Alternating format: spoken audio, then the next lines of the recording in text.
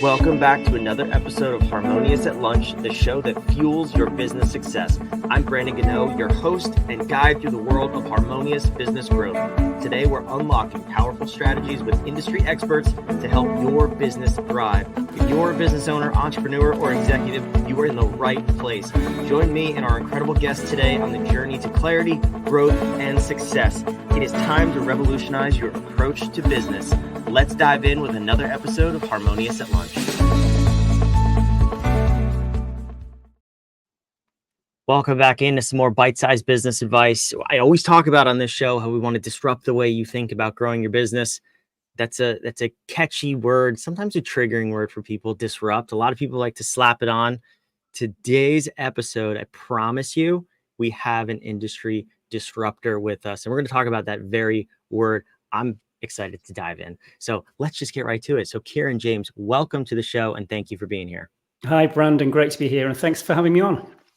So I mentioned it. You actually said before we started talking the word disrupt, and you mentioned how it's a trigger word for a lot of people. And it really means nothing in most cases. But I think in your particular case, it means a whole lot. So define for me how you look at that word disrupt or disruptor. For me, it's got to be around a transformative change, often brought around by or about by innovation in technology. I think we often look at a couple of very clear examples of disruption in the music sector. For example, we saw CD-ROMs and CDs, music CDs, appear in the 80s, massive disruption from vinyl, and then you go to Steve Jobs announcing the iPod and saying this changes everything. Why? Because it holds 1,000 songs. And then, within 5 years, I think Spotify launches and you've got all the music in the world on your device.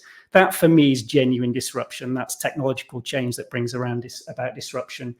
And what you've seen there as well is massive change in the way that those models, those industries are funded and the way that people are paying for the products and services as well. So that's a really great example. But you're right, you often see that used now almost as a marketing term. We're here, and particularly for startups and scale-ups, we're really disrupting. And sadly, that isn't often the case. So it frustrates me a little. It's been pretty central to a lot of the things that I've been involved in over the last 20, 25 years, and certainly is in the business that we're operating just now.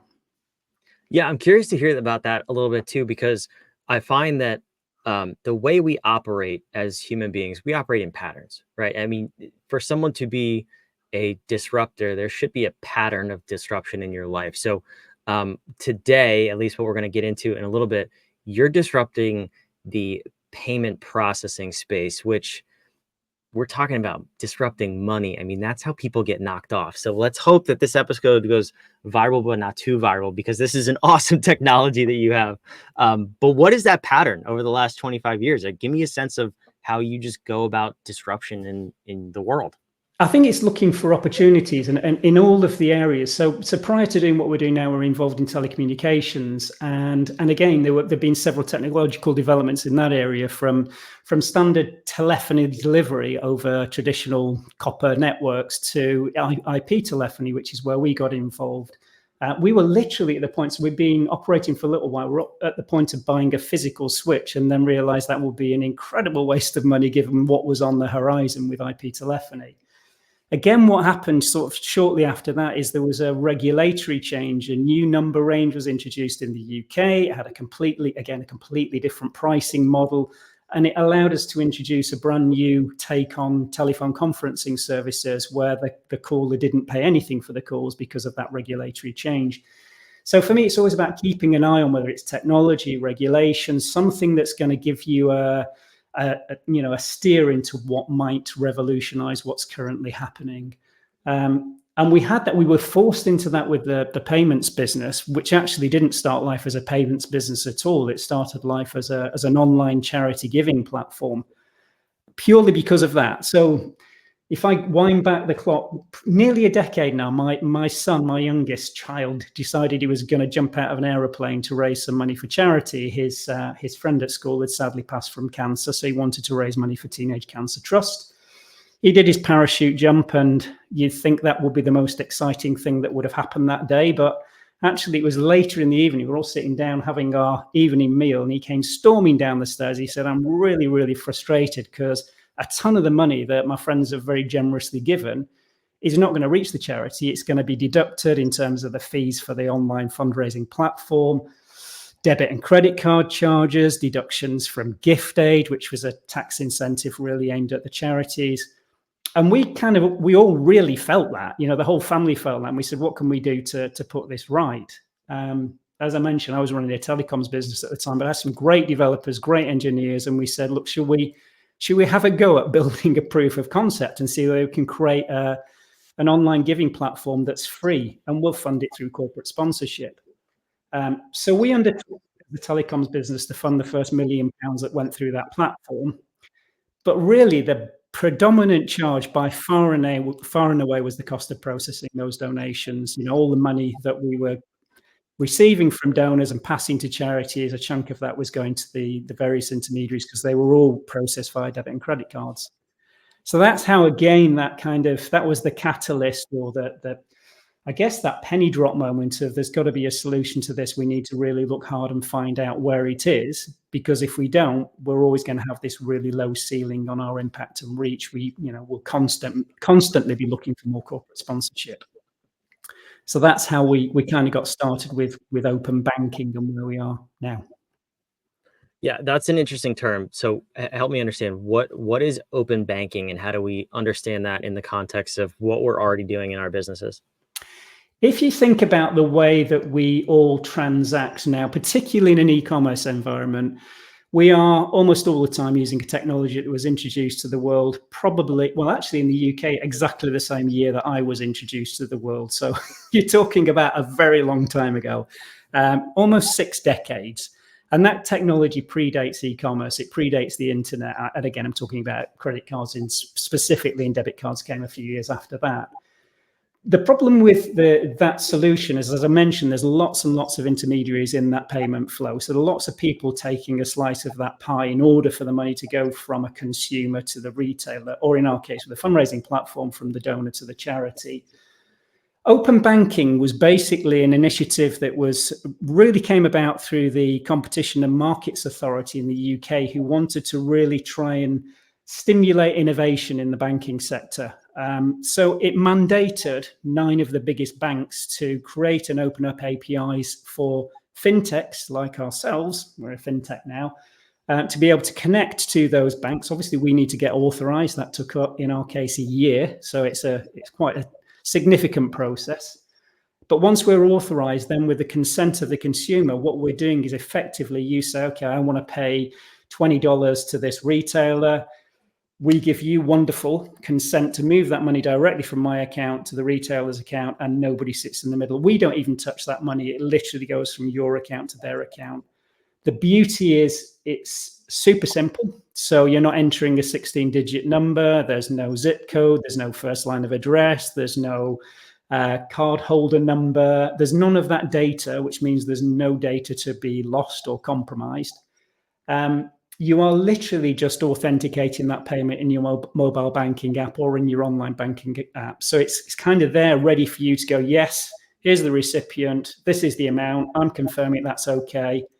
You'll use your normal login credentials or biometric data to open your mobile banking app. It's pre-populated, tap, and it's done. And the beauty there, again, is that the money, the moment you do that, is in the retailer's account. So super fast, super simple, really secure. We talk about strong customer authentication in the credit card journey, and that typically involves things like using a one-time password or sending a code to your mobile device as an SMS message, something like. We're negating the need for any of that because you're just doing this directly within your bank.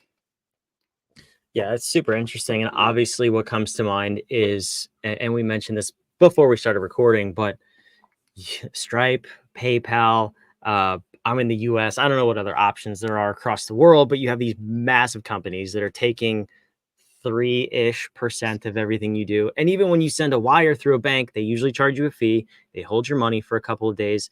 It's ridiculous. It's one of the biggest frustrations business owners have, is processing and collecting money. Yeah. You are going to piss a lot of people off with this because you're not charging 3% or anywhere even remotely near that. What does that look like? I mean, explain to me the difference of using a Stripe to collect money online versus integrating with your platform. I mean, that's a massive, massive difference for business owners. It's a huge difference, and you're absolutely right. So, we kicked off with that term disruption. Our tagline is disrupting the disruptors, because again, you look at the sector and we have this technology that allows us to do that, to remove, probably a dozen intermediaries from that payment flow and make it just one. That clearly, therefore, allows us to reduce that cost to a tiny proportion of what it is now, because we're eliminating so many other parties that all have their own mouths to feed. So yeah, it is disrupting the disruptors, not just those very large incumbents and the card networks and so on, but also even in the fintech sector itself, some of the disruption there. I think we're already being described as the noisy neighbours in our sector, because we are making a bit of noise about what's possible with this.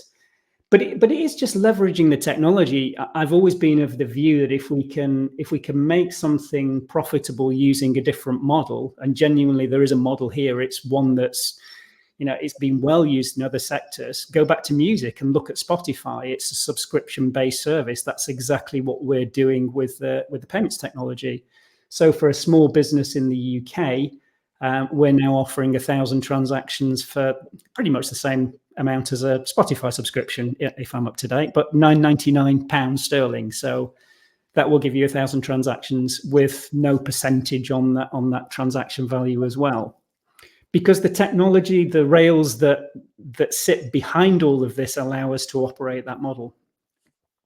Yeah, that's fascinating to me. So does it work with, I'm trying to just understand from the whole perspective, everyone's perspective, it's bank to bank, you said. Does it work with, like, could I use my credit card to pay a merchant, or that would be not supported? So that's the moment you introduce a card to that payment flow, then you're introducing exactly the same networks that exist now. Same with Apple Pay. Although if you look at wallets now, Apple Wallet has already opened up, or the NFC chip, at least in the first instance, has now been opened up to third-party payment providers. So there are areas that we can start to get involved in directly using that contactless type technology, or that's on the horizon. That will be coming for sure. But right now, the sweet spot is really in that e-commerce environment in many ways, because if I get to checkout and I'm being asked to enter a card number and all of the details I've mentioned before, it's much easier for me to either do one of two things. If I'm in that checkout on a mobile device, on a cell phone, smartphone, I'm just going to tap and authenticate in my bank. My bank account will automatically open once I've selected who I bank with. And then, as I say, that data is already pre-populated, and I'll just tap and authenticate. So that's the sweet spot. In a desktop environment, then we might move somebody from a laptop or a desktop computer onto their mobile device, because it's the quickest way to get the payment done. And we probably do that using a QR code in most instances. So scan the QR code, same thing, pops open your mobile bank and approve the transaction. In terms of I guess the next big question that we get asked, certainly from podcast hosts in the US and further afield, when's this technology coming to us? Because we're probably, I'm quite proud to say, because it doesn't happen very often, although England have made it to the Euro finals, which again doesn't happen very often, but I'm proud to say we're kind of a bit ahead of the curve with the technology with this one. So open banking has been led quite well by the UK, probably about another 60 jurisdictions now that are following on and adopted that model. But I think there's probably, if I'm honest, there's probably a lot of interest in it not developing as rapidly worldwide for commercial reasons as we would like to see. But you're certainly seeing good adoption in a lot of other countries. Yeah, I mean, are there some of the things that come to mind are when you eliminate the middleman, who's the one causing delays in making money, you obviously increase the speed, but you delay all of the other noise on both sides of the transaction. Are there transaction limits with this technology, or how does that work? Yeah, so typically the underlying technology for open banking in the UK is something called faster payments. Now, the normal kind of level on or limit on a faster payments payment would be between 20 and 25,000 pounds per transaction. There are exceptions to that within a business environment. I think some of the business accounts will go up to £1 million in a single transaction. But that we have, for example, used car dealers using our technology. So for that scenario, it's absolutely perfect. Instead of paying, maybe 150, 200 pounds on selling a car using a debit card, that money's in their account for a penny instantly. So from their point of view, it means that somebody in the showroom as well can literally make that payment there and then and drive out, because they know the money's arrived. They're not waiting for 2 or 3 days for it to settle from anywhere. So again, it's speeding up that process within the retail environment too. Did I lose track of your question there, Brandon? If I did, forgive me. I think I've gone off on a tangent. No, you're good. You're good. My next question, though, is always that obviously this is a disruptor. You are a disruptor. This is a disruptive technology. To get it here is one thing. To get it wherever's next is completely another. I'm curious just what your vision is for your company and your technology in the next 3 to 5 years. How do you see that playing out and continuing to disrupt this payments market? Well, we feel like we've really timed this very, very well. We're pleased with that. There's some luck with that as well, but we feel like we got into the space at the right time. With any nascent technology, you've got issues around adoption, people understanding it. There's that fear factor as well, particularly when it's money, particularly if you're making a payment and you've not used those payment rails before. The online giving platform has been fantastic for that, because we'd already established that people were donating through it and using cards. So there was an inherent trust, and even the branding around Wonderful is about that. It's we are what we say we are. We want to be really transparent on everything. So we were able to build a little bit of that trust before we then got into moving the staff into, let's now create an FCA authorized payments business. So the timing's nice. The technology is evolving well. There's one big player in the UK who's managed to get the equivalent of the IRS, HMRC in the UK, our tax collectors on board. So that's been quite a significant moment for open banking. You can now pay any tax bill, including tax fines, using open banking, and we've seen really great adoption there. So I think that all of those things speak to this being a great opportunity and a really great time in the UK. We're supremely focused on the small business sector. There's about 5.5 million of those organizations in the UK. So we've got quite a big market to go at. And our view is once we've established that model here through integrating with e-commerce solutions, we're integrated with WooCommerce, for example, at the moment, and Xero, an accountancy platform here in the UK. We'll carry on that integration rollout as fast as we can, by which time we feel like a lot of the other EU countries will be open and ready, or more evolved than they are now. There's some that are as evolved, if not more, than the UK, but there'll be new markets available there. And after that, I think we'll be at the point where the US is up and running as well. I think the mandate is either on its way or happening anytime soon. So I think you're going to see some adoption in the US very quickly. How is it? Are you familiar with Zelle? I assume Zelle's worldwide. How is it different? I'm not that familiar with them. No, I've heard the name mentioned, and I wouldn't like to comment without being an expert. So Fair enough.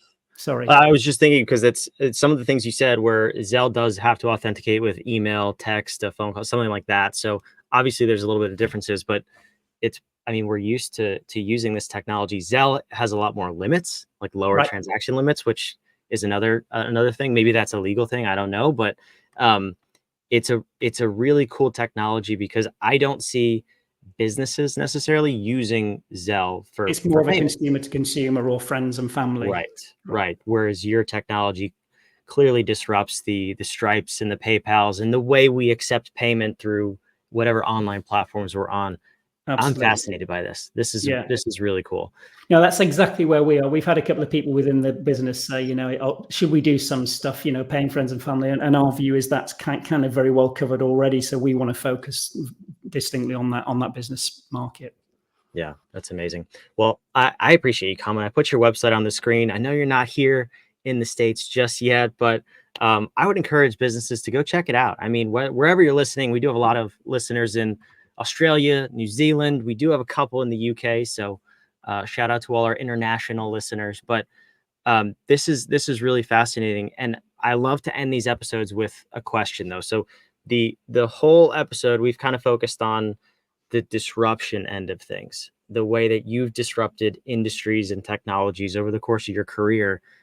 And that's what I would love to ask you is what is a question that the listeners can ask themselves if they want to focus on disruption, whether it's in their business, in their industry, in their career, whatever it is?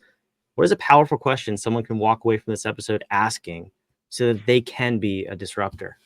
I think the thing, rather than a question, but a bit of advice would be to take time out in each week to do some exploration, just to have a look at what's happening, either directly in the sector you're involved with now, or if you want to think, bigger beyond what you're doing now, particularly if you've got any level of dissatisfaction with the current project, or you feel like you're pivoting too much, and therefore is the idea actually essentially right. But that exploration, I think, is really, really incredibly valuable. And I would do that in as broad as way as possible. Just look at what technologies are evolving, or how consumer behavior is changing, anything like that. Regulation, as I mentioned before, regulators are often seen as a stifling innovation, but actually the exact opposite is true. If you can look at how a new piece of regulation actually closes down one sector and opens another, or closes some doors and opens others, then that's a really valuable thing to be looking at as well. I love that. Yeah, you're focused on the opportunities. Don't say what's the problem here. Say what does this allow me to do to Sure. change. That's awesome. Kieron, thank you so much for being here. This is fantastic. Thank you, Brandon. My pleasure again. Thanks. For those of you watching, listening, first and foremost, the website is on the screen. It's also down below in the show notes, wonderful.co.uk. Go check it out. If you own a small business, which if you're here, you probably do. So go check it out. See what's on the horizon of maybe changing the landscape of how you get paid and pay people.